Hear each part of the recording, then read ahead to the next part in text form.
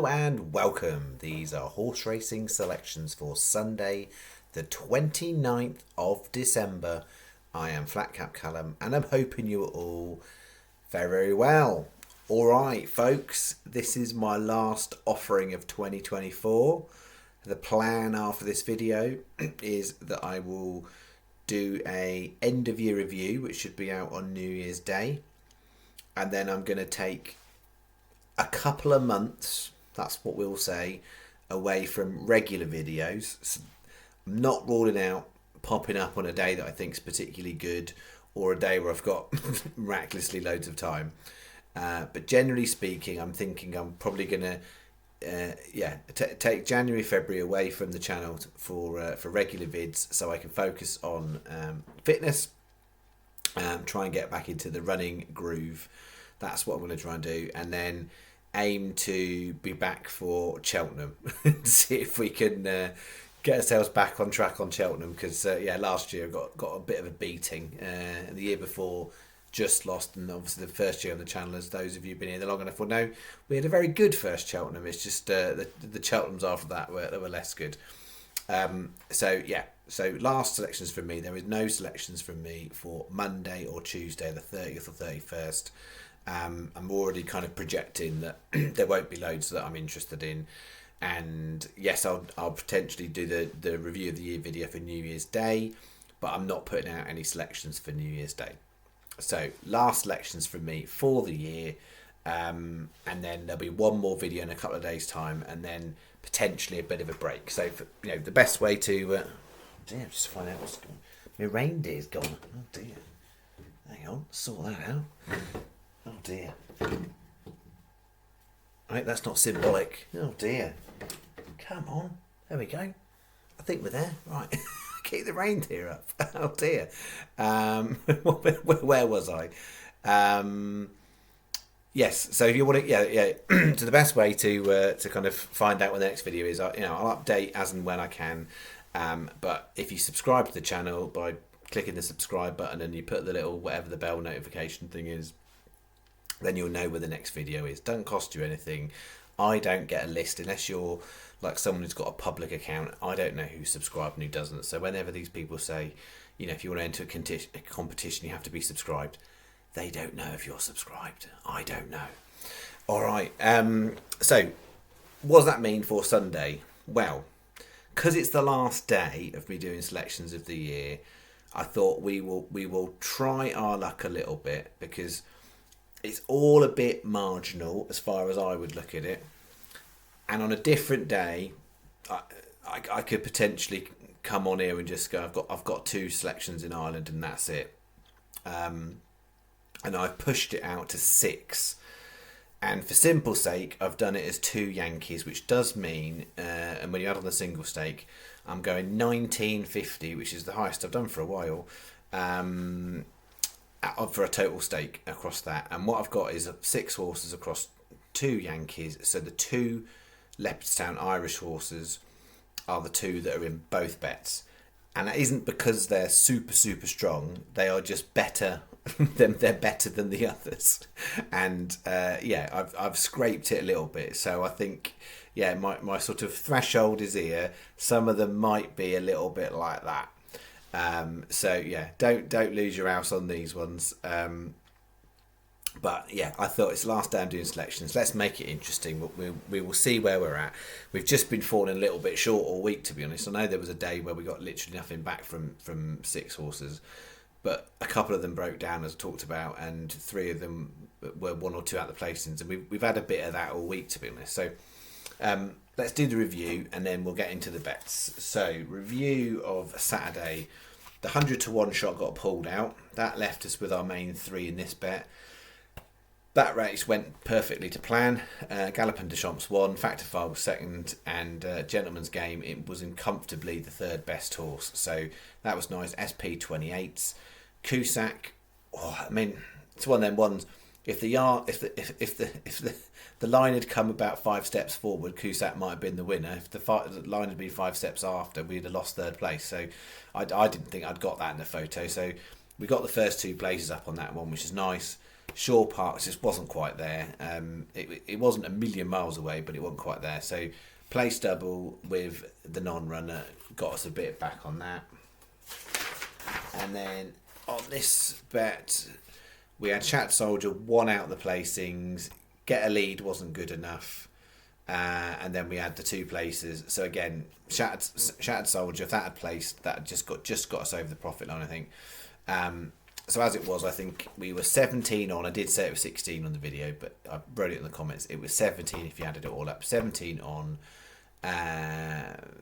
It was something like 13.53 back. I think it was a loss of 3.47, which for the week puts us down 28. So if we lose the 19.50, all of it for Sunday, it would mean it the worst week we've had profit and loss wise since October. So people, not everyone's been here that long. So, but yeah, it would be if we lost the full 19.50. Hopefully, we don't lose the 19.50.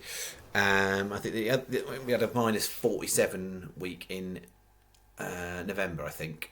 So if we lost the 90, so yeah, we'd be looking around the minus 48 if we lost it all Sunday. That being said, even if we did, we'd still come out a couple of hundred ahead for the month of December, which would make it a very good month.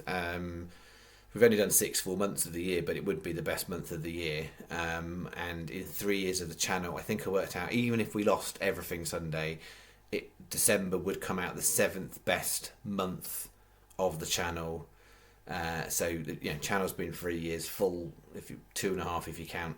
The fact we've only done 6 full months this year, so that would be like 30 months, 7th best in 30 months. So good month, happy with that.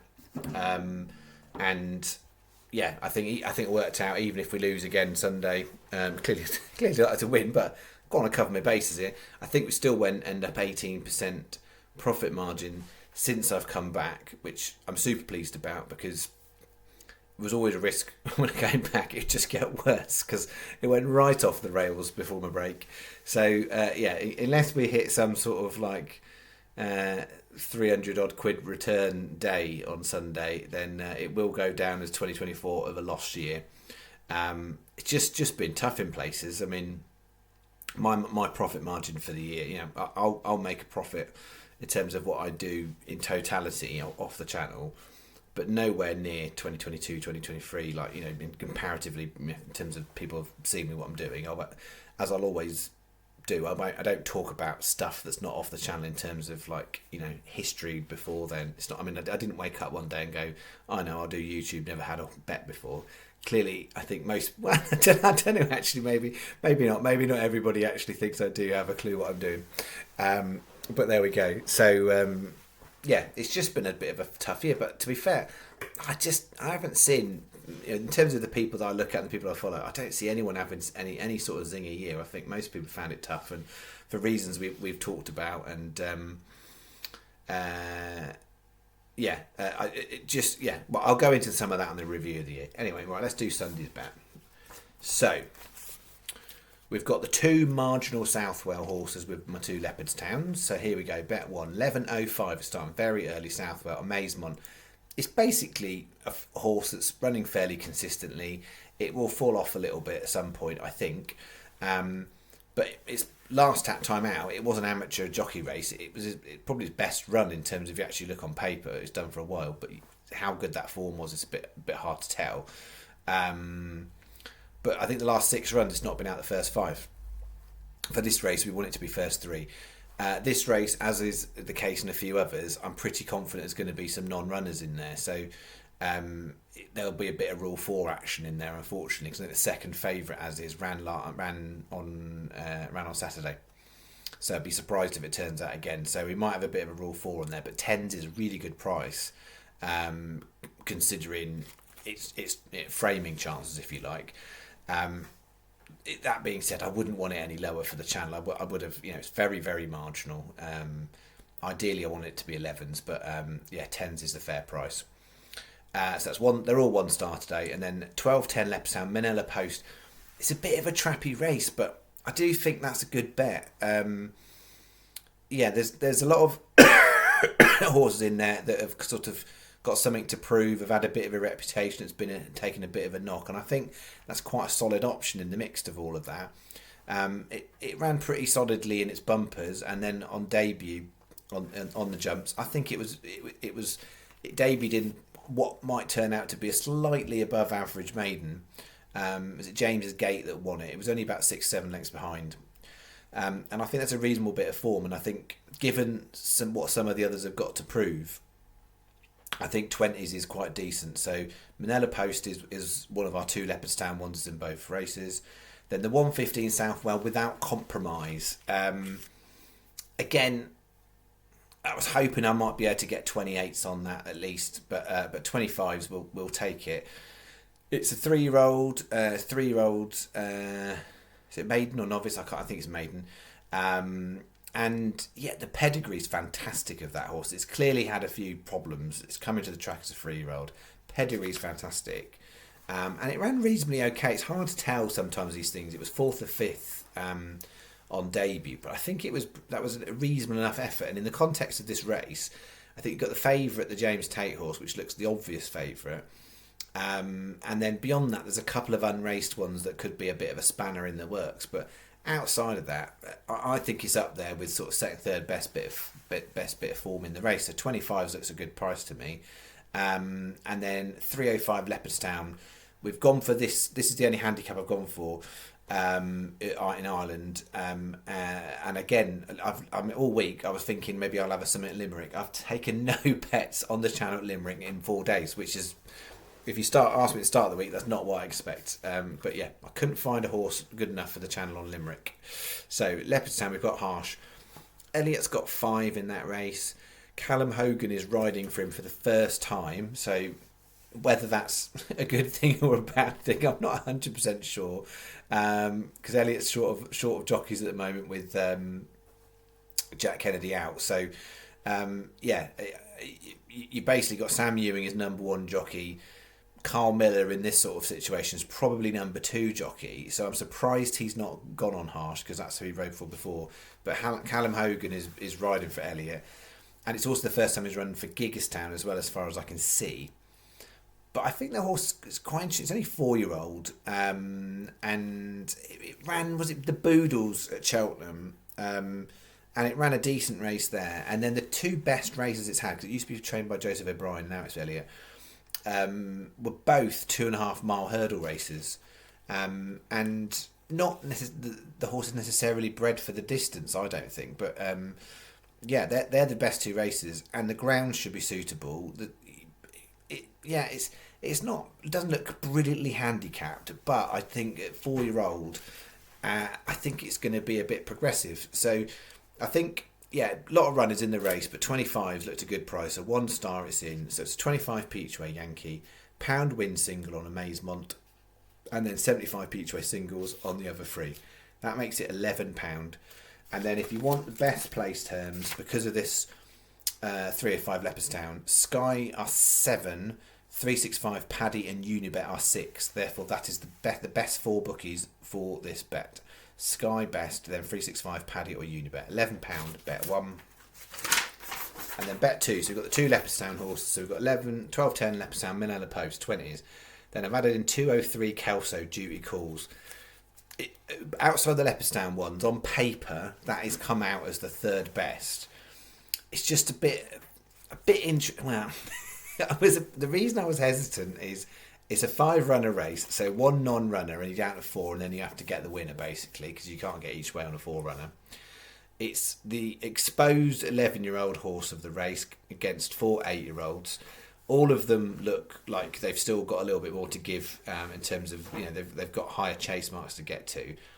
But that horse does like a bit of Kelso, and yes, on bare form you'd go, well, it pulled up the last 2 times, but that's sort of end of last season, beginning of this season. So I think it will improve for the run. And it's competitively handicapped. If it's back to form, it can't be a million miles away as far as I would see it. Whether it is good enough to get top 2, I think is slightly questionable. But from a price point of view, if you took the age of the horse out, and that was you just took all the ages of the horses out and you had that there, that horse shouldn't really be 20 to 1. So we will try our luck on duty calls at Kelso in that 5 runner. Then we've got 3 or 5 Leopardstown Harsh, and then this was sort of the last name on the team sheet. So it's come in a bit. It was 40s, which I was quite happy to put in at 40s. And then when it went to 25s, I had to have a bit of a debate about whether I was still happy with 25s. But yeah, whether that's script writing or not, the last horse of the year I am backing for the channel is called Legendary Day. I mean, it might turn out to be incredibly ironic, but we will try Legendary Day. 8 runner at Doncaster. Again, not really keen if it went down to 7. Wouldn't have put it in for the channel. Probably would still back it myself at a 7 runner. So just being honest with you. So where do we go with this horse? The race itself looks cack, right? So I'm looking at this race going, can't see how that one could run well. That one doesn't look very good. And I literally, there was about one horse, and I've had these situations before, like where you go, there's one horse that looks half decent, and then I'll find myself on this one as the second best option. And then when you look at the prices, it's the rank outsider, and I'm like, all right, okay, well, 8 runner, 25s, I think it's still worth trying. It's moved over to Barry Brennan, who's not prolific by any means. And so there's a question mark about how well the horse has settled in there. It's definitely got an inconsistency about the profile, but on its day, it's capable, absolutely. So it won a good ground chase race off a mark slightly higher than it's on for hurdles mark, I think, for Sunday. So it's got some potential. It did run at Doncaster on the flat because it's actually a much better flat horse than the jumps horse. It did run well at Doncaster on the flat. So there's a stable question mark in there. Because it didn't run well last time on stable debut, there's probably a question mark about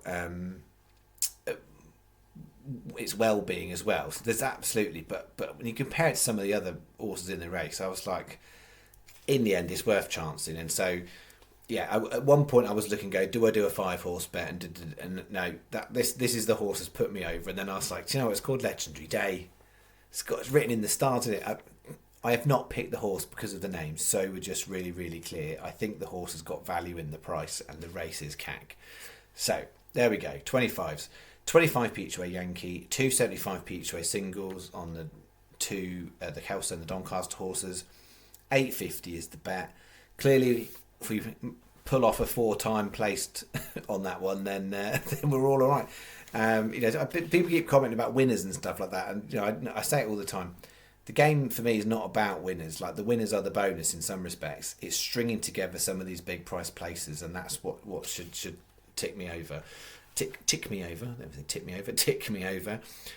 So yeah, 4 places on this bet. That would be absolutely superb. And again, Sky 365 Paddy Unibet because of this race with Harsh, because there's no extra places on any of the others.